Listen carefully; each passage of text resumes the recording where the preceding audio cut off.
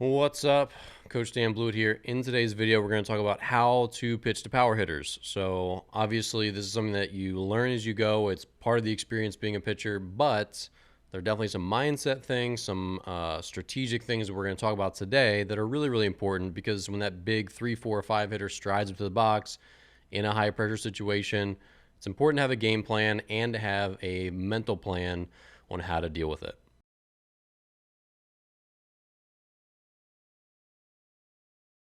All right, so if you're new to my channel, I'm Coach Dan Blewett. Be sure to check out the links below after this video for links to my books, my merch, my online courses, all my pitching resources, including my strength training program, because I've got lots of stuff here to help you with your pitching. So in today's video, let's do how to pitch to power hitters. So number one, let's go step by step here. The first thing is you've got to be the aggressor. You've got to be aggressive. And what that means is, when have you ever seen a movie or anywhere else in life where, a bully's picking on someone and the answer is to curl up into a ball and hide, right? It's not.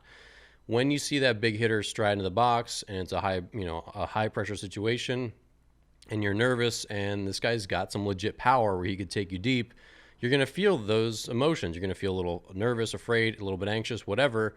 You have to still somehow harness it and be aggressive, especially early in the account, which we'll talk about in a second. But being aggressive and not backing down to any big hitter in any big situation is a critical part of being a big pitcher. That doesn't mean you overthrow. It doesn't mean you have to fight power with power. You just have to have the confidence to continue to execute and be your best self, not try to just nibble in the corners and be passive. Every time you're passive as a pitcher, you lose. Number two, you have to decide how you'll put him away. And what this means is, say the guy can't hit a curveball and you know this. Say you face him in a couple of bats, or he's in your conference, or you just played this team a bunch of times because they're local. If you know how to get that hitter out, whether it's a high fastball or you can bury a slider, then okay, you say, all right, when I get the 2 strikes, that's how I'm going to get this guy. I'm going to put him away that way. So then the question is, what are the stepping stones to get you between the first pitch and that out pitch?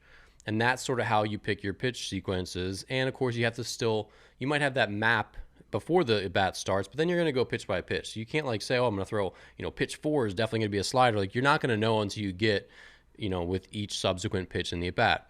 But you have to know your strengths. So whether, maybe you've got a good fastball, you can beat guys up, or you got a good breaking ball, you can beat guys down. Whatever your out pitch is, you want to try to say, okay, that's how I think I can get myself out of this situation, get this guy out. So let's backtrack and put those stepping stones ahead to get to that out pitch. Okay, step 3.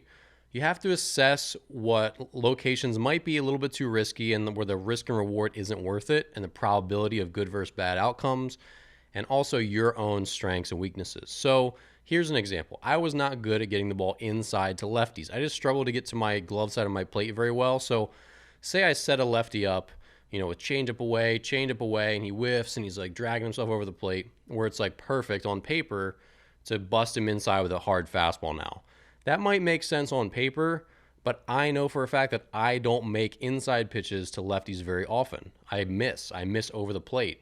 I just struggle to get in there. I always did. I was really good at getting into righties, not so good at getting into lefties. So even though that might be the right pitch on paper, it's not going to be the right pitch in practice, because I'm probably going to miss that spot 4 out of 5 times, and I'm going to miss over the plate on all 4 of those typically, and that's where you get hurt. If you try to go in and you miss, middle in, that's everyone's happy zone.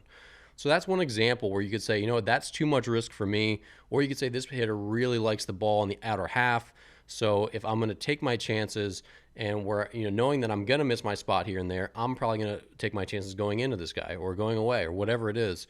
But you just want to make sure that your probabilities, where you say, okay, I can hit my spot 50% of the time in this location, and when I hit it 50% of the time, that means when I do hit it 50% of the time, maybe I get an out 80% of the time, and when I don't hit my spot, then I get hurt only 20% of the time. Anyway, pitching sort of breaks down into these probabilities, and that's a good way to look at it. So you want to say, okay, here's what I think I could throw, here's what I think I could get him out with, and then how risky are those different spots. That's not to say you back down, because the big thing with power hitters is a lot of pitchers, they just tend to get scared, and they don't want to throw the ball over the plate because they're afraid they're going to take everything deep. They see it in their head, this terrible visualization that they're going to get crushed.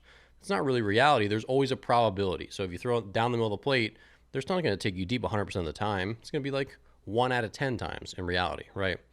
All right, so in the next step, step 4, once you've got a game plan, now it's time. You have to get ahead in the count. You have to throw a strike one. It's the number one thing you have to do. So even though you're going to be nervous, and I tell you, the worst situation obviously is like bases loaded, no one out. And I can still remember the last time I was in that situation in my career. It's scary, but I had learned from all those years prior, 2 decades as a pitcher essentially, that what you have to do is suck it up. You are a little afraid. You've got to hammer that first pitch in there. For me, it was usually a fastball, but like you have to get ahead to have any chance of getting it out in that at bat. Think about it. For a power hitter, if he's 1-0, now he knows a fastball is coming. You can't nibble anymore. Like you're going to have to bring it over the middle of the plate. So if you say, okay, I have to throw a strike at some point, wouldn't you rather be on the first pitch rather than 1-0 or 2-0 because you were too scared to throw it earlier? You just have to say, all right, here we go. I'm going to walk the plank. I'm going to just throw my first punch, and I'm going to, boom, hit it hard down the middle and try to get ahead of the count. After that, you can start to expand the zone, throw your junk, do all the things you want to do, but none of that stuff can happen until you throw strike one. So that is the most critical component. Even if you did no other planning, you didn't know anything about this hitter, you didn't care what your pitch sequence was going to be, you had nothing else, the number one thing you can do to get any hitter out is still get ahead in the count and throw strike one. It's critical. After that, step 5, you've got to compete, you've got to reassess, and that means going pitch by pitch because, again, you might have an idea, and I always had an idea of what I thought I was going to do to a certain hitter because I'd seen him over and over, and like I have a little scouting report. I know what I'm good at. I know what I'm bad at. I know how I feel that day. I have an idea, right?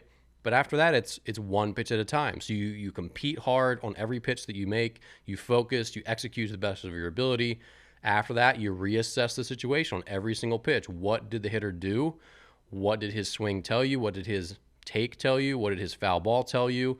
And what does that new bit of information now give you to the next pitch? So, all right, I threw a fastball hard down the middle. He fouled it off pretty late. It's the first time I've ever seen this hitter before. It looks like he got a pretty slow swing, like a long swing. So let's go fastball inside now because he was late down the middle. He's going to be even more late inside. You do that. He's even more late. You throw it by him. Now you're like, okay, I'm going to go up. I'm going to throw another fastball in, then maybe another fastball, depending on what happens. And I've got him on the ropes. He's going to have to start to cheat to try to catch up. Then I can bounce a curveball, 42 feet, and I'll still get a strikeout. So that's kind of the way this goes. But again, you have to compete hard. You've got to reassess, be smart about the information they give you, and then make pitches. You have to execute. You can't blame it on the hitter. You've got to execute and make a good pitch. And remember, even the best hitters in the world, Mike Trout, he only hits 350, right? He hits like 35, 40 home runs, but he only hits 350. So he's not perfect. He's getting out 65% of the time. So that means when those pitchers are making good pitches against him and executing, they're getting Mike Trout out a good amount of the time. And then when hitters are not making good pitches and throwing it down the middle, he's making them pay a high percentage of the time. Mike Trout hits like 500 or 600 on like pitches right down the middle. Like he doesn't miss the stuff he's not supposed to miss. Or he's supposed to not miss. Whatever way that should be said. So remember, hitters still have weaknesses. Good pitching still beats good hitting. So when you find yourself in the situation with this big dude with a lot of pop who legitimately can hurt you and break the game open, you still got to remember he's just another human being, just like me. We're both playing 14U baseball or varsity baseball or college baseball or pro baseball. He's just another guy. He's not some god. Don't put them on a pedestal and make the situation bigger than it is. You're not facing Superman. You're not facing Spider-Man. I don't know if Spider-Man would be good as a hitter. He'd probably be like a slap kind of hitter. But remember, they're just normal people, and they still have lots of weaknesses, and they don't hit 500 dingers a year, especially in amateur baseball. These are kids that you're afraid of that are hitting 5 home runs a season. It's not that big a deal. But again, be aggressive, assess the situation, know yourself, know your strengths, know your weaknesses, get ahead, be aggressive, be in attack mode, don't overthrow, but compete. That's how you get big, good hitters out and get out of tough situations, all right? Hopefully this video helped. I love talking pitching strategy. Obviously, if you're new here, there's tons of other videos on my channel about mechanics, about the mindset of the game, strength training, arm care, all that stuff. So be sure to check out the description below for my books, my online courses, my other playlists, other videos, all that stuff. Thanks for being here, and I'll see you in the next video.